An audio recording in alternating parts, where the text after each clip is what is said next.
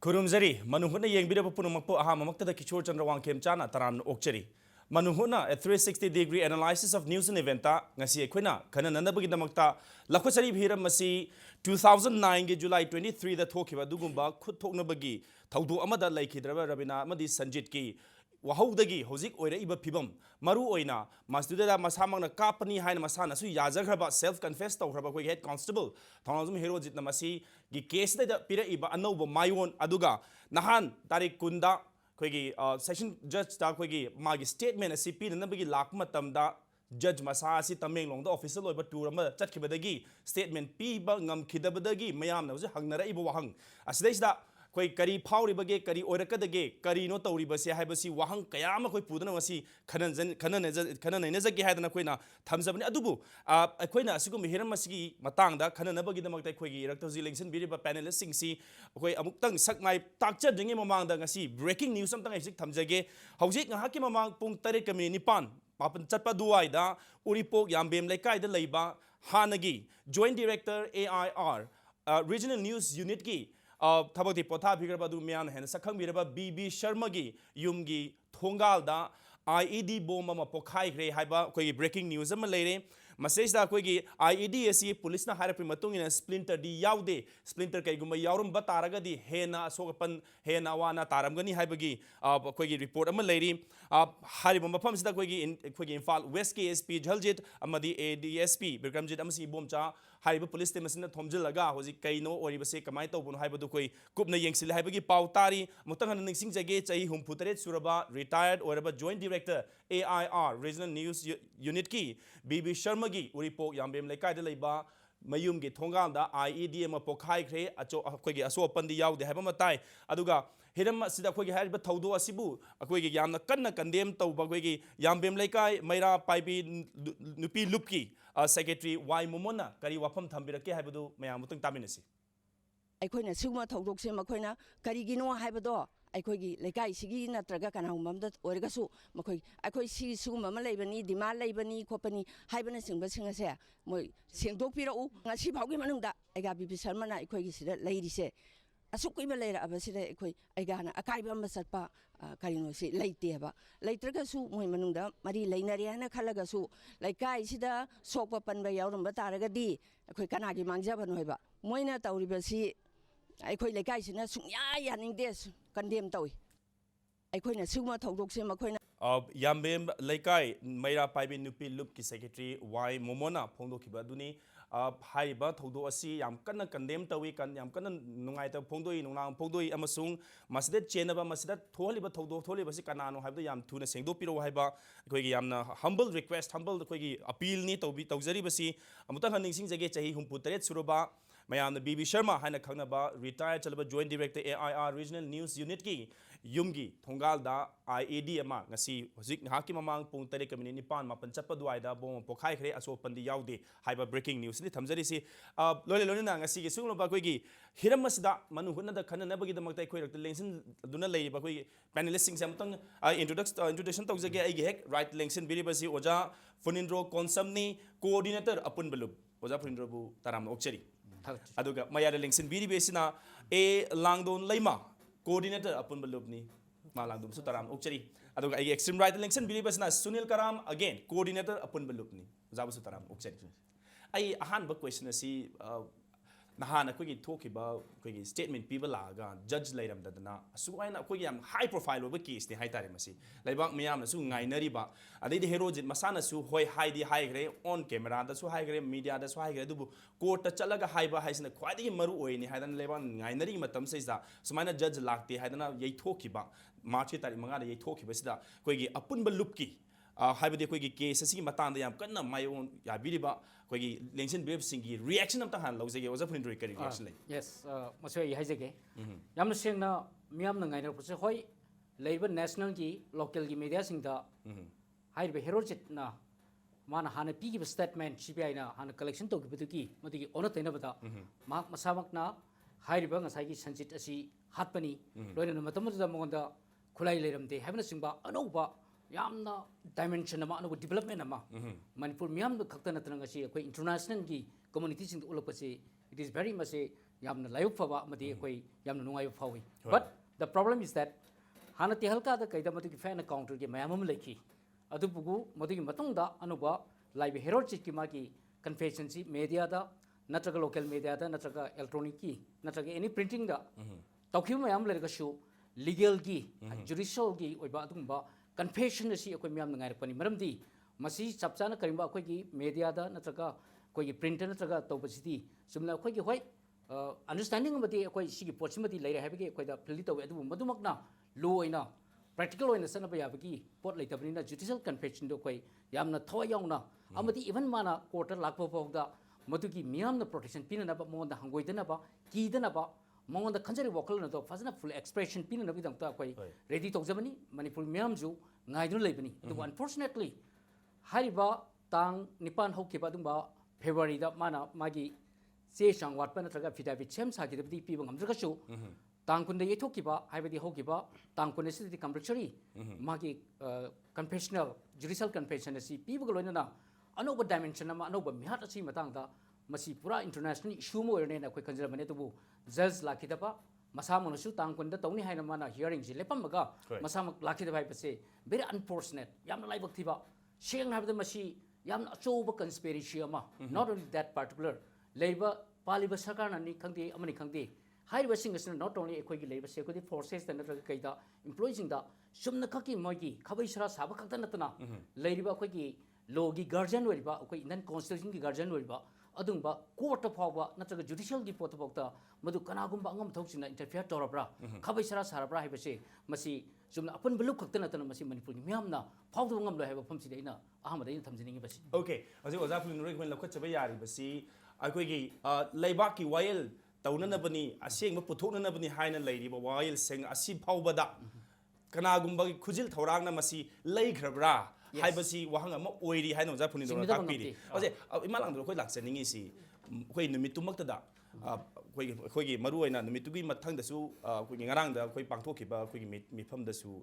asuma asigumba thong osina judicial system asi masana masasi soijari masana amot pasi leijari habsi takthok jari haina koi ima sing thambi ki numit kuni meeting da aswai da koina takthok jari haisa da koina koi ojanas bukhat pire ye dum chingna bakha leire habis da koina kadai bobo masi lupsana kadai bobo koina masi yengthaba yabage masi kadai bobo dum bagi poche leiramba yabage chingna ba si kadai bobo leibage hanagi wari na su hojik thoi wari na su kadai bobo se koina bukhat pa yabage masigi matangsi aham muktada aina thamjabada akoina legal gi tamsi yam ka henna hadi akoina yam kupsanna khangjaru de haitare khangjaru joga su akoina chingnajaba natraga akoigi miyam sina chingnajaba phaujaba haitare maramdi akoigi leiriba hojik leiriba sarkar si akoina masi akoina chum 2000 mamangda 1980 dagi huna aspa gi damukta adagi mihar mipun gi damukta lawrak basing asi bawda asengba chap chaba report amu phangki de haidare adu 2004 dagi na ngasi bok changhelakpada amuk henna kanna akanba khongjan mayam changhelakpada akoi di handak 2009 gi hojik leiriba akoi gi 23 July gi matang je akoi ju madu government ga 2009 da yam akanba muknaba amaga leina government na akoi da chap chaba masigi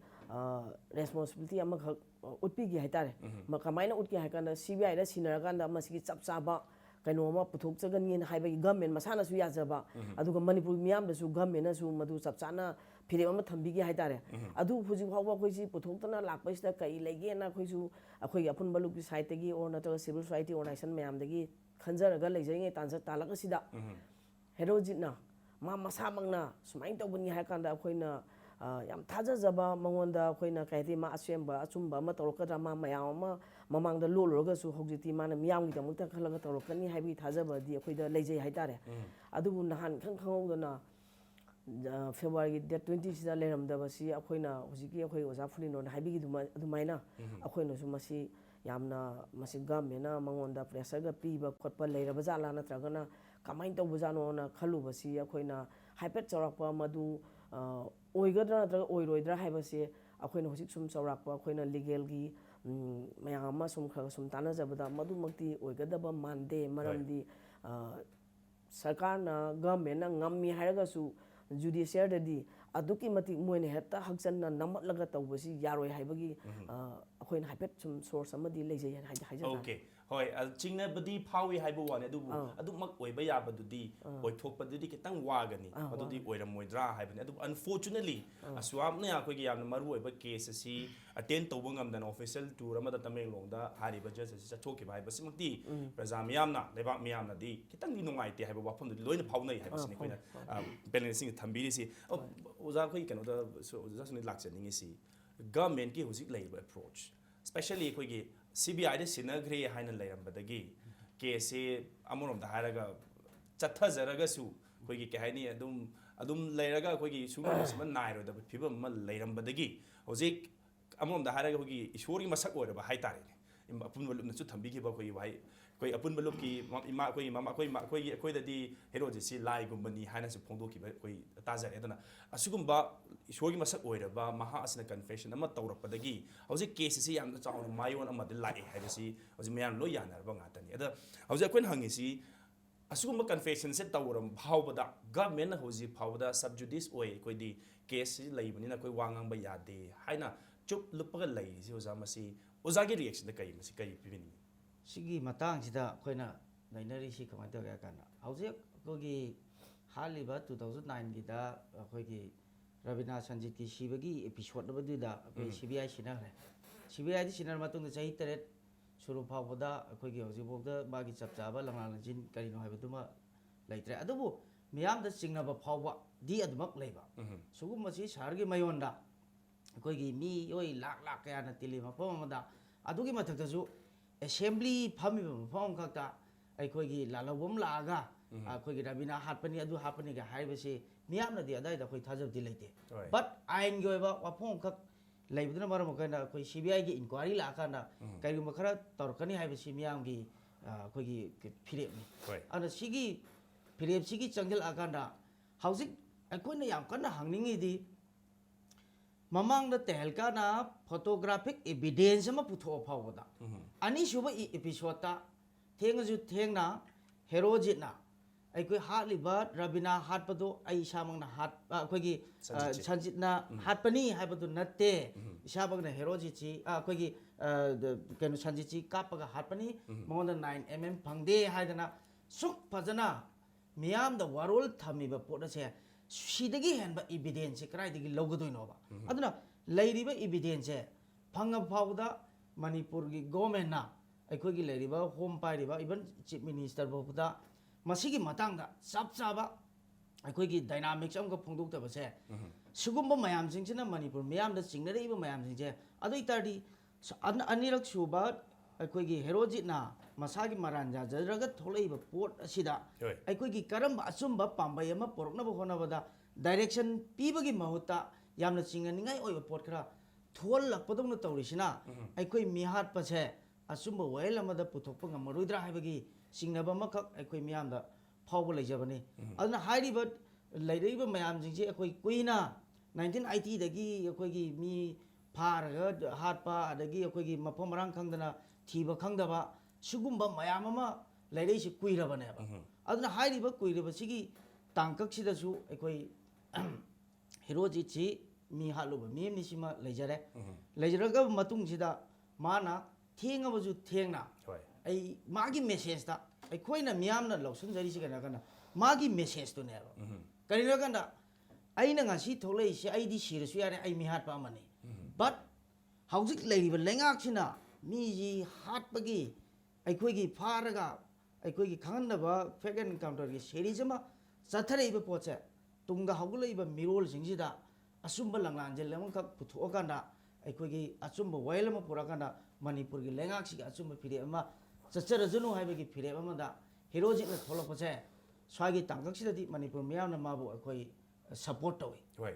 हाइबा वाफमदो स्वाइ थमजा okay अदुना दे अखोइ सि लैसि 1980 दगी सिगुम्बा case से कया अमा लैखबनी मतम मतम दुगी अखोइगी civil society organisation ना इरांग हौदना मदैदा अखोइगी protest तौदना government की मायोक्ता की खोलाव लाउदना चुमो लंगला लंजिन पुथो हाइदना कोई लाउरगा लाखिबसी मसी अखोइगी थोखिबा थौदोक्तुना साखिनी ngasi अखोइना निंगसेंदुना लेहोरिबसना साखिनी अदो होजिक लुरिबि ओजा बुनिन्दो लाक्से हाइबिसि असुगुम्बा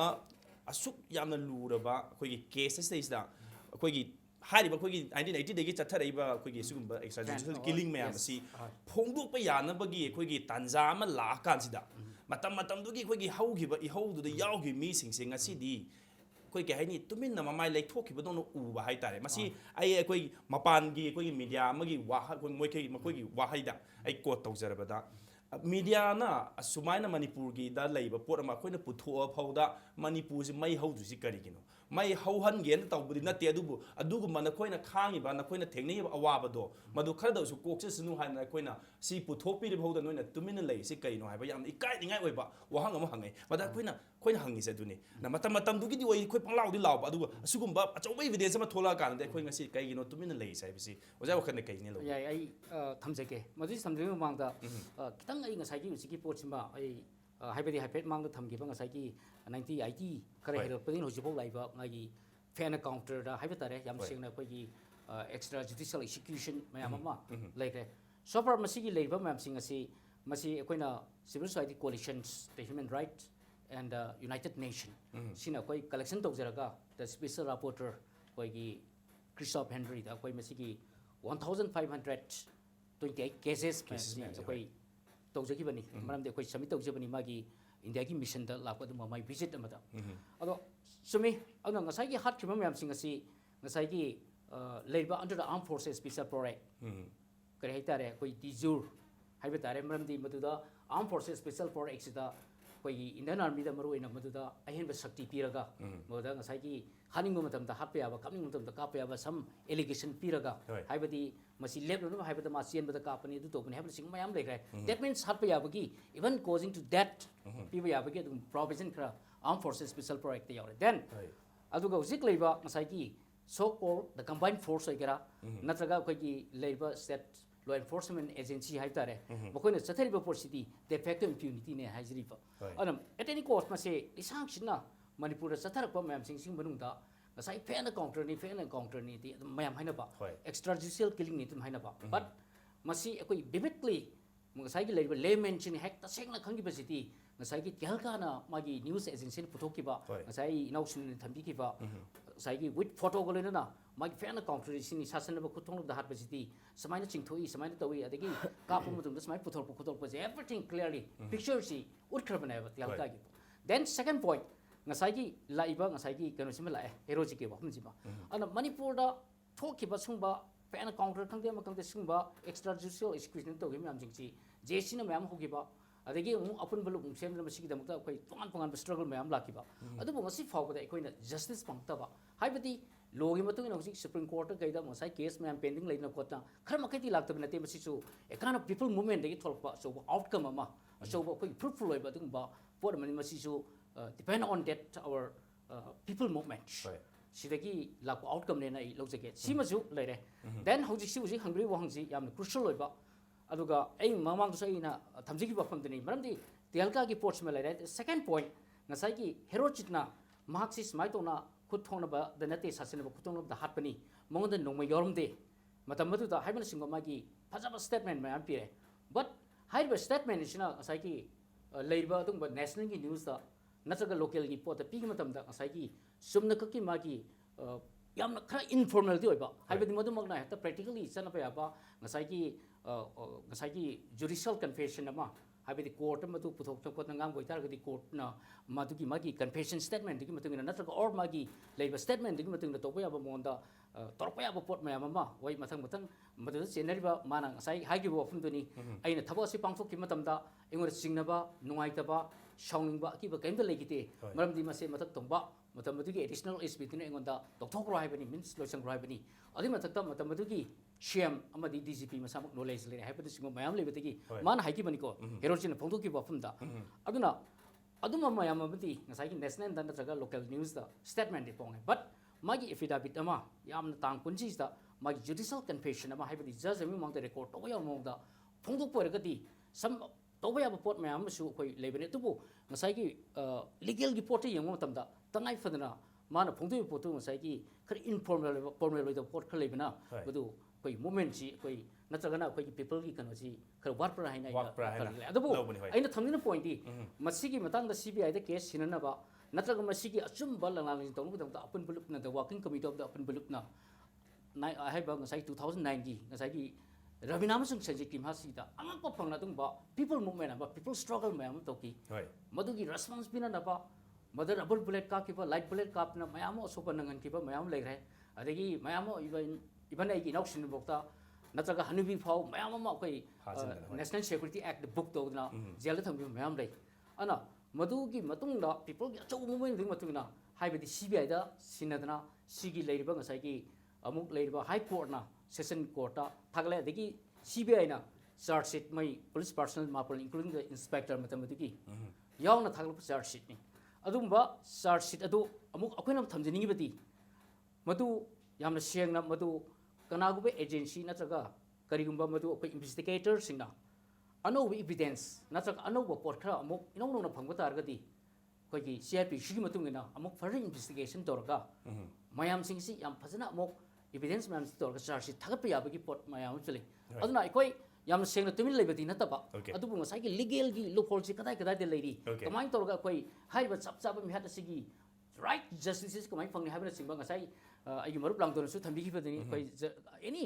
legal expert kangde ema khangde natraga social activities kangde natraga any academician mayam koi campaign tawjari maramdi issue si yamna legal oiba pot ama da koi paju thangjina ba legal oiba judicial movement ama judicial struggle ma ano phase amena miasing batang da koi puthong lo hona jabi pot nei da tabini gi aduna de koi uza fulin do koi na lauja ba yar phangzeri si kai no hai kanda civil society sing si tumina leiba na te but sai ki confession do na proper channel oi khi da buduni na koi da kitang maduda khurau kitang thangbai wane madugi potu lakpula agadi judicial movement asi koi sungsoi soidan haugani haibasi apun balup ki maike desu thambini aduga jc koi gi against the brutal killing of Sanjit and Rabina na su masimak thamgrabni aduna de koi confession se koi statement se amutang pi kisanu aduga let's see haibu wafom ni oza hoina thambi se yam ngai je do yes I break ke matung dam lakse ge koi matang se break tam dang lauji ge break ke matung da mu oza na phongdong ning dai tanjang pi ge matang sa ge break lauji ge break ke matung da hoji apun balup na paikhat liba thabak thauram aduga changchan ga dori ba tungi oi ba khongthang asi karino haiba matang da koi khana jage impact news ki manung na bu meng ta dam leibiyo मान नुंगतगी चारिब मरु मरांग याव चिंजाक सिंग सियंग मसिन हक्चांगी Pongal अमदि liver Sohan बतना तना पुक नाबा acidity चाब तुमदबन चिंबा क्या नारक बिया इमाना पिरक हक्चांग ngakthokna hidak lairisidi lipse namanaba singa nungtiri party sanga chadrabadi sukya magya dabra adumna khangdra male masina puknaba thinbagi awaba thohan bayai लिप्सब नुंगतगी चाबना acidity चाब तुमदबा खोंग हाबा यातबा फली अदुगा चाकसु लामले liver bu farabadi punsisu super hit oire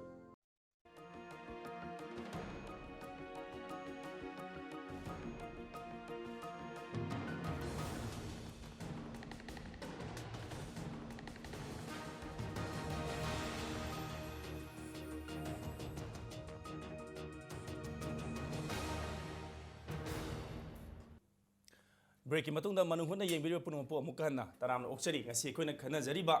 hiram asi tahan haukiba tarik kunda koi gi ferojitna court lak to na magi confession magi koi gi statement pi ba lak matam da koi gi just layam da badagi hoji oira iba statement do ngai na kan da koi pi gi da badagi oira iba manipur gi phibam hariba case asi gi mayo la si matang dani yes that's an yes kai thambi yes koi gi ngasai gi hangbiri ba koi gi sugumba media na pot na putho kanda manipur miyamna tumin lei si kaino haiba wangse asi yamna kano to bo pham mayamna khawrang ba swai sida khoi gi mayamna su apprehension po ko si pupham thoi ramdi phajaba pot ma haira kanda apon balupna miyam gi mau sila kanda sangjala kanda tumin lei si karino even khoi gi facebook ta kaida paisa cha kharaba adu cha kharaba hai si lei adu mapu apun balungna adugumba mayam gi leiriba potu I kai khuna jabadi utli but akoi tomina leijade haibadi keno hakanda madugi potu da haid e haidana akoina gyanmen ta daba lambi amda chatpa yadaba ada koi da hujil leijari si thoba matung da koi nai neriji kana kana herojit ki statement ji hana cbi da pigi badugi wangda mung lakpa potnina akoi dam recheck taweba herojit na phongduroi ba wafam se yamna thamoi sengna stand tung koina tawgaduri ba hai wangse khoi dil leijai adugi wafam jinji leiro matungda ai khoi su legal gi ba tongan tongan ba mayam si unaraganda leiringe gi timing am khak leire adumai tona khoi dil lai si keno kana haujik media da sauna phungdo hero jona phungdo pochi ai koin another kota magi confession statement je judge amgi mamang da pidri mina madugi evidence proof adu oibe yade habegi pot laibina apun balupna an batak si kaino ha kana masi judiciary gi oiba judge amgi mamang da magi confession statement je phungdo wa haibasina ai gi an mai thau oiba aduna maram warkana praja miyamna khoirang iba mayam punamak to madu apprehension du di shumi but apun baluchu ai karai da changilu kanda khudamoina hairiba magi akoina tawudur posi kana kana herojit ki confession statement dui matungina ko yau lakadoi ba lakaduri ba potu akoina magi stand tawudur area ji khangdana akoi apun balupna ekta changjan ba yadaba area khara lakadu maram kan akoi yamna legal da kari leri magi statement je kyam stand tawudur ge haiba poche akoina informally akoi pau phauna rakana sumba phawbudi tangkak lere haridana akoina meeting na chingba mama makal adagi tang kunga tarukta convention ga tawduri poche aikoi mayam ge ba mot lor kanda kari tawba haibagi mayam sima lejare aduna aikoi da lairiba ngasai gi sigi matang jida muk tanda kana ngasai gi judge gi oiba gi kano se masi judge da juna traga lairiba mayam gi apprehension ju lebirong ngane ba but mayra paibi mayam na kaino kangdana ain kangdana pangtong du tawe haibagi kano si lerong ngane ba but imai bil di khangwe ba aikoi ain kanan ta ka doino ba ain ji kanana khangan ga doino ba adu di legal gi da lairiba mayam jing da ain khangan na bagi macham ju oi aduna sigi changgel lebe potu jamna bad intention amgi wadu su nate ba first question da meyam gi wakal da first information pu du je kana herojit na heg la ka na court just leram dre have information je as a people ma lai kana adu di leiba ki luro ba tanja ma kakta media da su phungdo khraba order ju tanggun da la ona ju thokraba tanja chairak sida hoi by officially sakhi ba khokki duna adu di amane ba leiram dre hai du da first information da adu di lebak miyang gi tawrei ba miyang ni pun gi series da namsan na bagi pot che akal la thau mayang gi khutchi yaurabara na chingari marakta wail chang da ju changa ba jala hai ba ji gi imagine gi thamoi da information ji ma la ki ba ne ba aduna hojik hairi ba mayam jing ju khoi ju unare changjen jare aduna maram warkanda akhoi na leiri di thagri ba matam ja yes matam gi matungina case अखोई एजोन तब अमम तब लोई चने but स्वाद याम कन्न section जनिंग से लेबाक के सेंटिमेंट पूरग लाप पोटी अखोई मागी चनबिगी आइन हाइब पोत खरा येंथु इंजिन तौरकाना खुदमना तमेलोंग दा ऑफिशियल विजिट अमा थारिदो तंजाजी द था यस मागी बाय वर्चू ऑफ सिचुएशन न पिरमबदी याय एज ए पीपल मना हाइदो खरबा वारी ऑर्डर थोकतन लेरकाना तौरिसे सिदसु मणिपुर हाई कोर्ट अपील तौजनिंगिसे कनाकाना सुमबगी लेबाकी सेंसिटिव ओरबा जगह अमदा ऑर्डर थोकाना जज अमबु ऑफिशियल विजिट अमा थाबसे सिदी मतंग चादे मतुंगदि असुगुम्बा कनोसे तौबिगनो हाइबसे मसी तो अपील अमा तौजनिंगी असुगुम्बा मयाम जिंगजिगी गैप सिना अखोइदा जज बाउदा लौतुनो बा यावरबरा हाइबगी question ji lakpai wari ni lakpai wa pa mangka thole okay ai ma lakpai langdong da laksaning si na mayam na ki yam na toina hangna ba yam na ki yam na maru oina su koina su lauda ba yada ba haitare herojit ki putsi herojit ki magi safety highway ba tas da yam kanna koi openly nei nadraga su masi manung da di yam koi ki haini lebak miyam na yam kanna nei nari ba koi wahang amani matang da maru oina koi imawai bising na su koi macha am oina masi da kadai phwa koina checksel laga ma si koi gi haidni koi gi statement si pidri mina mathang da so mu kudong cha da ma da ye mu yai tho o hoi koi yai di tho ning de du ma lao adu ga sum delay tau ki tara ga di magi punsi da di sum hen threat si helak kodori bani na amor da adu ga di koi na masi da ima hoi gi role hai tare pun balup as ka koi gi organization gi role magi safety si matang da ma hoi gi kari mo le kari tau bining bali मसिंग मतंग से अखोइना मागी हुजुजी P मया मणिपुर की लेरिबा situation सिदा सिगी तंकक सिबाउदी Manipur मियामना माबु ngak senba अब माबु कराइदा सोगिदगी नत्रगा कराइदा कैदोगिदगी हाइबसे सिदी दुम चौराना दुम खरा येंगजनब्रा ना आई थाजजब लेजे हाइतारे मदु मखा ताबसु दुम येंगजनलकनेना आई थाजजब हाइतारे okay adonandi masi thoidokpa soyen badi yade ba soyen badi yade maramdi maji saigi akoina yam kuina di mamangai degi hon ngai ra ba pora maghak mangon mana sai miyam jeisa ꯑꯩꯈꯣꯏꯅ ꯊꯥꯖꯔꯨꯗꯕ ꯄꯣꯠ ꯑꯃꯈꯛ ꯆꯥ ꯂꯥꯎꯅ ꯐꯣꯡꯗꯣꯔꯛꯄꯁꯦ ꯃꯁꯤꯅ ꯃꯔꯝ ꯑꯣꯏꯔꯀꯥꯟꯗ ꯃꯥꯁꯤ ꯑꯩꯈꯣꯏꯅ ꯃꯅꯤꯄꯨꯔꯒꯤ ꯃꯤꯌꯥꯝꯁꯤꯅ ꯍꯥꯏꯇꯥꯔꯦ ꯑꯄꯨꯟꯕ ꯂꯨꯞꯈꯛꯇꯒꯤ ꯗꯥꯏꯇ ꯅꯠꯇꯕ ꯍꯥꯏꯇꯥꯔꯦ ꯁꯤꯚꯤꯜ ꯁꯣꯁꯥꯏꯇꯤ ꯑꯣꯔꯒꯅꯥꯏꯖꯦꯁꯟꯁꯤꯡ ꯅꯠꯇ꯭ꯔꯒ ꯃꯅꯤꯄꯨꯔ ꯄ꯭ꯔꯖꯥꯁꯤꯡꯅ ꯍꯥꯏꯇꯥꯔꯦ ꯃꯥꯕꯨ ꯁꯣꯏꯗ ꯉꯥꯝꯗꯅ ꯌꯦꯡꯁꯤꯟꯅꯕꯒꯤꯗꯃꯛꯇꯗꯤ ꯃꯗꯨ ꯆꯞ ꯆꯥꯅ ꯑꯗꯨꯝ ꯊꯧꯗꯥꯡ ꯂꯧꯔꯛꯀꯅꯤꯅ ꯊꯥꯖꯩ ꯍꯥꯏꯇꯥꯔꯦ Okay. Yes, was I Yes, I can supplement to Zeke Langdongi. Shimi, Masaki, Quaki Manipur, Yamna Tuina, Quay mob justice and Amlevisi. Madam the Kananga Saki, Mayamsi legal gay or with the way from the Karimam that suddenly the South, the Kanagumba, Quaki, Aranmato, Imum, Matato Pocoto, Leori Bamagi, Marimatama, saying either human right key. Concepts really the white record. Saki, Mima Tano, the Magi, Munda Kaita, trouble people, mob justice community. But same this point, I not luxury point. A psyche heroic number from Kadai the label later. That is another Matuti, Yam Shan have the government go about a psyche, Rijizu, Masamusu, my previous statements, not some word of protection, having potly, even a quite honorable Home Minister Gakamusu, Pondu from Yamley. A kind of palmity, where about Mana labor, Potumati, protection people have it is necessary for the government. Government machinery adubo aikoi na ngasai ki mabu ote appear tongno honam tamda people sinki na public ki mo phokna na ba mo onda kana mo maral tawre ma mi hapta senere ta mayam ho na ko na topi wafam dudi madu to handa pida yam convincing amada mana confession ji pirabani na yam mong ta na he na madu ki pau pin na bagi adum protection ki tungti akoi dum hona jabne fum dum na su maram di akoi court ki oi marum ka te adubo where about ma kada de leba na traga ma ma phum kada da to ko pagi adum bagi protection ki di akoi side ki assure publicity it is very difficult way have confident latin yo Okay. That's an endeavor lotion but that was actually happy pan bigi but tarik kun tarukta people convention haibang pan bigi kai rumrik chumba wafam ka tang tham yu kai 티 땅 군터루키 시디 아코이기 라이버 마얌시 아코이기 쿠다무나 하라칸다 아코이 이호 나타 떠와야바 람비 아데기 아인기 오이바 정전게도 사이드 탐비제 주디셜 스트러글 시나 카라 헤나 정전나버기 람비시다 아코이 아캉 아히 마얌싱지 तानरकांडा अखोगी हुजिकी आइन गोइबा लंबी अदे हिरोजी न पीरिबा मागी confessional statement नसे सिना how far कायामना evidence ओइदुरिबनो हाइरिबा मयाम सिंजी पुन्ना मरमदि कनो काना काइगुंबा तांग मार्च की तांग मंगा दसु थारैबनिना इमाजिंग माइकैदिगी अखोगी अपुनबा लुकी बियोंड द कंट्रोल ला लैरप खोलर प यावरी मयाम सिंजी अखोगी यामना मसक थोक पोर्ट अमा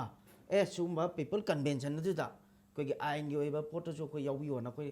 चचबसु लेजरी चचु चचगिनी अदुमाय तोरकांदा अखोगी योजिगी अखोगी यामना ज्ञान ताबा योमा आरानबा तौबदुदी चराक फंगनजी हाइबगी वाफमदुदा अखोगी यामना पीपल कन्वेंशन दुना लौरपो वारेपसुगी मतुंगिना अखोइसी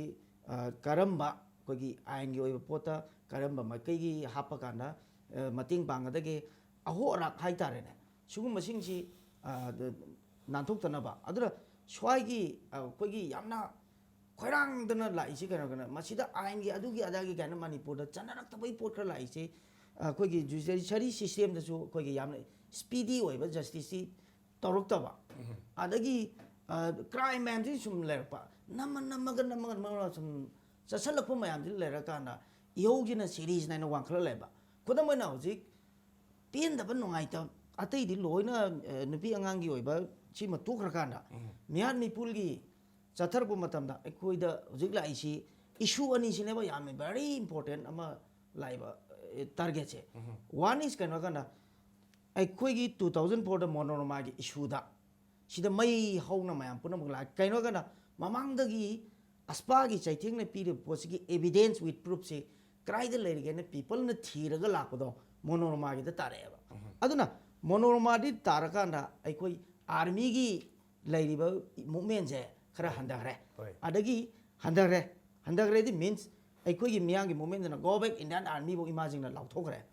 अदुगी तंगक लाकांदा जुमु फेक एनकाउंटर की सीरीज मा 2009 दा रविना सांजिना पिरेबा खुदोलमा लाए सिगी मनुजिदे मु इफमना 1526 something cases Supreme Court था करे सिगी डायरेक्शन की मतुंगिना म्यान बिपुंजी something करा नेमदरगा ले अद सिगी चारक्स इन द मेन टाइम ममांगी चाही खरादा तुम्बिसना हाई स्कूल ला मिगी शरुगी पोलांग फंगोई पोर्ची थोल करे वेदर सोइदा हंगनिंगी से